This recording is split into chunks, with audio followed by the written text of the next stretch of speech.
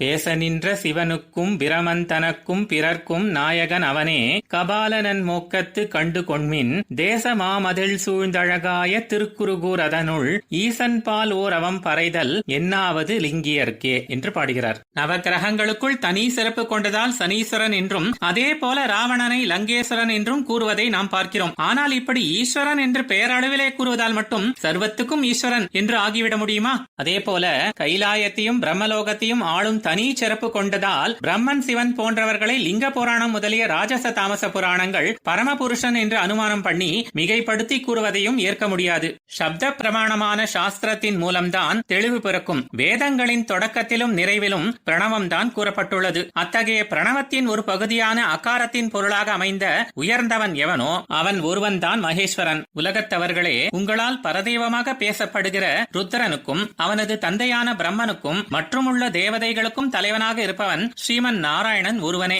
பிரம்ம கபாலம் கையில் ஒட்டிக்கொண்டு பிக்ஷை எடுத்து திரிந்த சிவனுக்கு பதரிகாசிரமத்தில் நாராயணமூர்த்தி பிக்ஷை தந்ததால் கபால மோட்சம் அடைந்த வரலாற்றின் மூலம் இதை நீங்கள் அறிந்து கொள்ளலாம் அல்லவா? தேஜஸ் பொருந்திய சிறந்த மதில்களால் சூழப்பட்டு அழகு பெற்றதான ஆழ்வார் திருநகரிலே எழுந்தருளி இருக்கிற அந்த சர்வேஸ்வரன் விஷயத்திலே தப்பான பேச்சுக்களையும் கட்டுக்கதைகளையும் பேசுவது லிங்க பிரமாணவாதிகளுக்கு என்ன பலனை தரும் என்று வெறுத்து பேசுகிறார்.